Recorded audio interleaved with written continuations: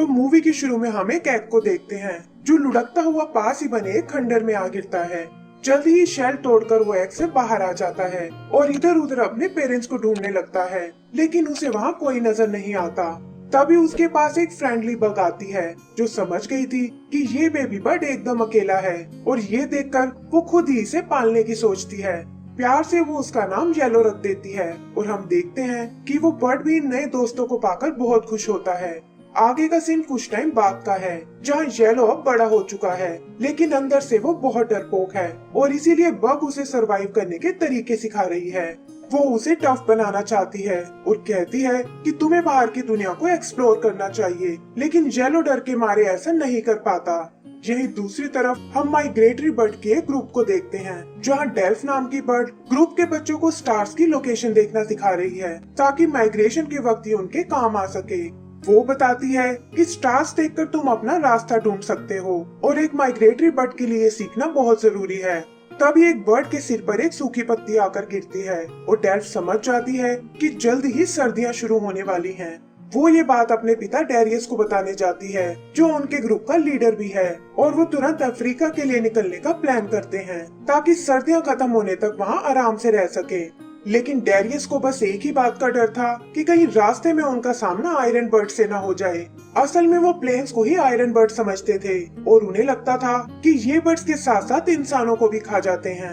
यही ग्रुप में कार्ल नाम का भी बर्ड है जो खुद को डेरियस का सेकंड हैंड मानता है और उसे लगता है कि डेरियस के बाद यहाँ का लीडर वही बनने वाला है।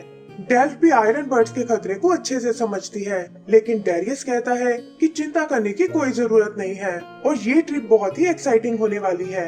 आगे हम येलो को देखते हैं जो बग के साथ नट उछालने वाली एक गेम खेल रहा है और उसे लगता है कि ये छोटा सा खंडर ही उसकी पूरी दुनिया है। लेकिन बग के दिमाग में तो एक प्लान चल रहा था और वो उस नट को उछालकर खंडर से दूर फेंक देती है। फिर वो येलो से उसे वापस लाने को बोलती है और ऐसा शो करती है जैसे उसके पैर में मोच आ गई हो। येलो कहता है कि इसमें बाहर जाने की कोई जरूरत नहीं है और हम कोई दूसरी गेम खेल सकते हैं, लेकिन बग उसे इमोशनल ब्लैकमेल करती है कि वो नट मुझे मेरी दादी ने दिया था और मैं उसके बिना नहीं रह सकती। येलो को ना चाहते हुए भी उसकी बात माननी पड़ती है और हम देखते हैं कि बग भी छुपकर उसका पीछा कर रही है। उधर डेरियस का ग्रुप निकलने की तैयारी करता है और डेरियस ये चेक करने जाता है कि इस बार उन्हें कौन सा रूट लेना चाहिए ताकि वो आयरन बर्ड्स को अवॉइड कर सके। तभी कुछ कैट्स वहाँ उस पर अटैक कर देती हैं, जिससे डेरियस बुरी तरह घायल हो जाता है और देखता है कि अब वो उड़ने के बिल्कुल लायक नहीं है। वो खुद को बचाने की बहुत कोशिश करता है और किसी तरह उनसे पीछा छुड़ाकर एक टूटी हुई चर्च में आ पहुँचता है। यही पास ही में हम येलो को देखते हैं जिसे अपना खोया हुआ नट मिल जाता है और तभी उसकी नजर डेरियस पर पड़ती है जो मदद के लिए चिल्ला रहा है। पहले तो वो बहुत डर जाता है कि कहीं वो किसी मुसीबत में ना पड़ जाए, लेकिन डेरियस के बहुत रिक्वेस्ट करने पर वो फाइनली एक बार उसे चेक करने जाता है और देखता है कि उसकी हालत बहुत खराब है। वो उसकी मदद करने की कोशिश करता है, लेकिन डेरियस समझ चुका था कि अब उसके पास ज्यादा टाइम नहीं बचा है और वो येलो से अपने लिए काम करने को कहता है। वो उसे अपनी सिचुएशन समझाता है कि कैसे वो अपने ग्रुप को अफ्रीका ले जाने वाला था, लेकिन अब वो ऐसा नहीं कर पाएगा और इसीलिए येलो को उसके भतीजे कार्ल तक एक मैसेज पहुंचाना होगा, क्योंकि अब वही है जो उनके ग्रुप को अफ्रीका ले जा सकता है। फिर वो कार्ल के लिए अपना मैसेज देता है कि मैंने आयरन बर्ड्स के रूट को अच्छे से स्टडी किया है और हमारे रेगुलर रूट पर उनकी फ्रीक्वेंसी बहुत बढ़ गई है और इसीलिए अब उन्हें एक नया रास्ता लेना होगा। वो उसे नए रास्ते के कुछ लैंडमार्क्स के बारे में भी बताता है और हम देखते हैं कि येलो ये सब सुनकर पैनिक होने लगा है, क्योंकि वो इतनी सारी इंफॉर्मेशन को याद नहीं रख सकता था। तभी डेरियस को ढूंढते हुए उसका ग्रुप वहाँ आता है और वो देखते हैं कि डेरियस नीचे घायल पड़ा हुआ है। डेल्फ अपने पिता से बात करने आती है, लेकिन वो बस इतना कह पाता है कि तुम्हें इस येलो बर्ड की बात सुननी चाहिए और इतना कहकर वो दम तोड़ देता है। डेल्फ और बाकी बर्ड्स उसके जाने से बहुत दुखी होते हैं और तभी कार्ल की नजर येलो पर पड़ती है। अब इससे पहले कि येलो उसे कुछ बता पाए, वहाँ उसकी फ्रेंड बग आ जाती है और कहती है कि डेरियस ने तुम्हारे बारे में सब बता दिया है कि कैसे तुम लोग अफ्रीका जाना चाहते हो, लेकिन उसके लिए तुम्हें इस येलो बर्ड की जरूरत पड़ेगी। इस पर कार्ल कहता है कि ग्रुप में किसी नए बर्ड के लिए कोई जगह नहीं है, लेकिन बग उन्हें बताती है कि येलो ही अफ्रीका जाने का नया रास्ता जानता है, क्योंकि पुराने रास्ते पर तो आयरन बर्ड्स का खतरा है। डेल्फ को याद आता है कि उसके पिता ने भी उन्हें येलो की बात सुनने को कहा था और इस पर बक कहती है कि यही तुम्हारे पिता की लास्ट विश थी कि येलो तुम्हें अफ्रीका तक ले जाए। येलो बक से चुप रहने को बोलता है कि ये तो मुझे किस मुसीबत में डाल रही हो और मुझे तो अफ्रीका जाने के बारे में कुछ नहीं पता। तब बग उसे बताती है कि तुम्हें बस डेरियस के बताए लैंडमार्क्स को ढूंढना होगा और इस तरह तुम्हें भी अपना एक ग्रुप मिल जाएगा। कार्ल उसे वो रूट खुद को बताने को कहता है, लेकिन येलो कहता है कि डेरियस ने ये जिम्मेदारी मुझे दी है और मैं अपने प्रॉमिस को नहीं तोड़ने वाला। वो बात कर ही रहे थे कि तभी वहाँ वो कैट्स आ जाती हैं और कार्ल अपने ग्रुप को लेकर उड़ जाता है। यही हम ग्रुप के एक बेबी बर्ड को देखते हैं जो गलती से पीछे छूट गया है और येलो हिम्मत दिखाकर उसे उन कैट से बचा लेता है। पता चलता है कि इस बेबी बर्ड का नाम फ्लैक है और ये विली नाम के एक मेंबर का छोटा भाई है। विली और डेल्फ येलो का शुक्रिया अदा करते हैं और डेल्फ कहती है कि शायद मेरे डैड ने सही फैसला लिया है और अब हम अफ्रीका तक तुम्हें ही फॉलो करेंगे।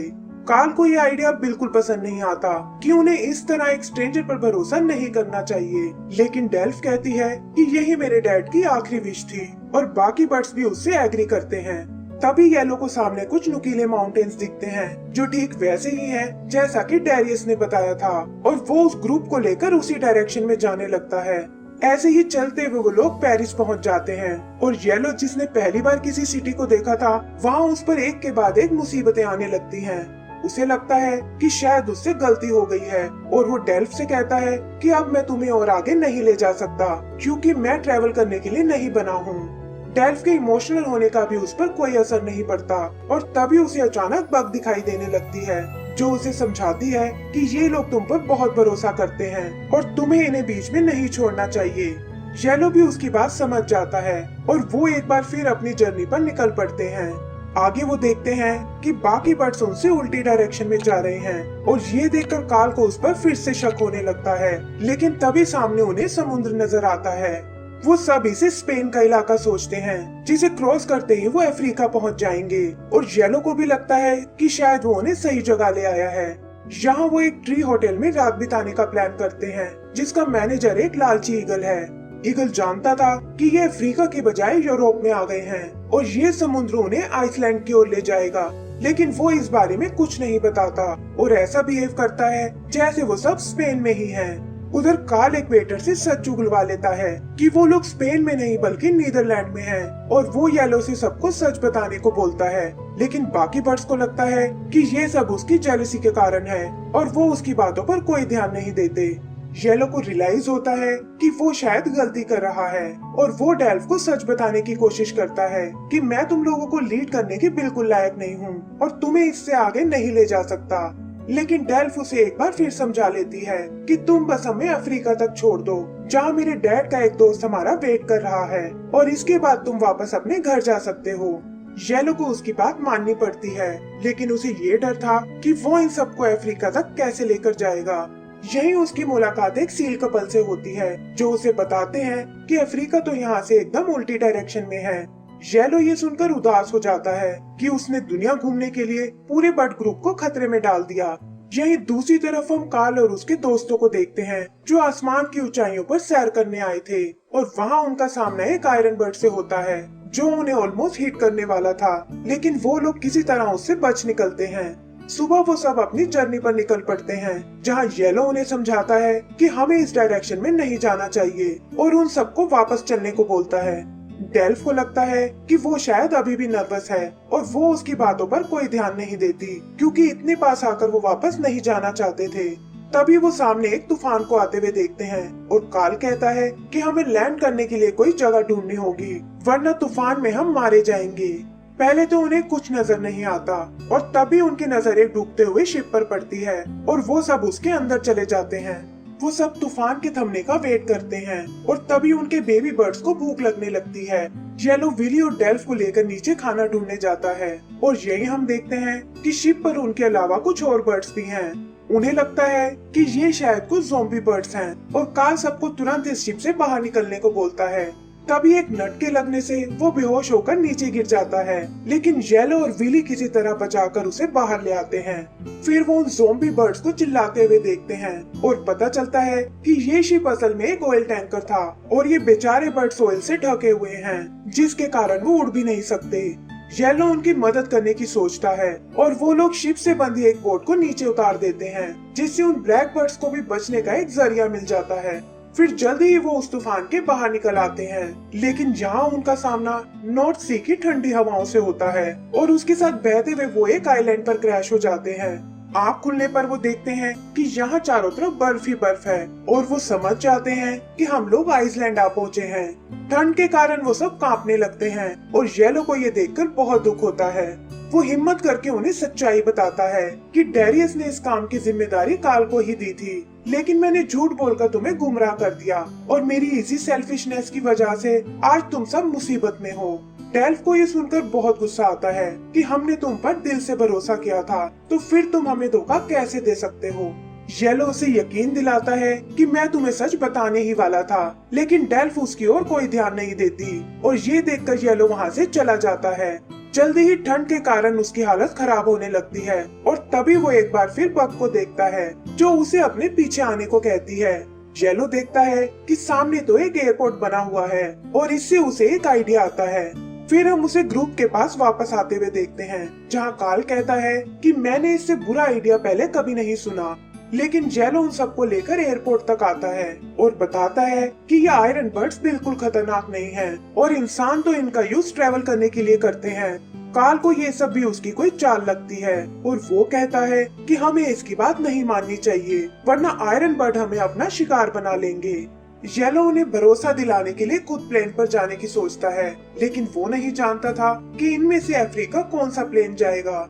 तभी एक प्लेन पर उसे एक जिराफ बना हुआ दिखता है, जो ज्यादातर अफ्रीका में पाए जाते हैं और इससे उन्हें अपना प्लेन मिल जाता है। फिर वो हिम्मत करके उस प्लेन पर लैंड करता है और ये देखकर बाकी बर्ड्स भी उसके साथ आ जाते हैं। किसी तरह बचते हुए वो उस प्लेन के अंदर आते हैं, लेकिन पता चलता है कि काल उनके साथ नहीं आना चाहता। येलो उसे बहुत समझाता है, लेकिन काल तो अपनी जिद पर अड़ा हुआ था। तब येलो एक पाइप में फंसाकर उसे अंदर लाने की सोचता है, लेकिन इंजन स्टार्ट होने से खुद बाहर गिर जाता है।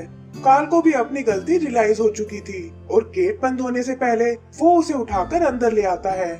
जल्दी ही प्लेन उड़ने लगता है और एक लंबा सफर तय करके वो फाइनली अफ्रीका तक पहुंच जाते हैं। सभी बर्ड्स ये देखकर बहुत खुश होते हैं कि यहाँ वो अपनी सर्दियाँ आराम से गुजार पाएंगे और एक बड़े सी ट्री पर अपना ठिकाना बना लेते हैं।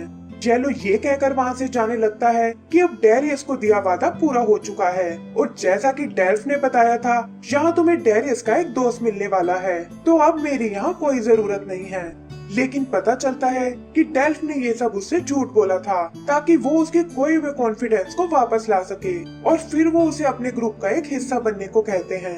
येलो भी ये सुनकर बहुत खुश होता है कि फाइनली उसे अपनी फैमिली मिल गई है और इसी के साथ हमारी ये मूवी भी खत्म हो जाती है।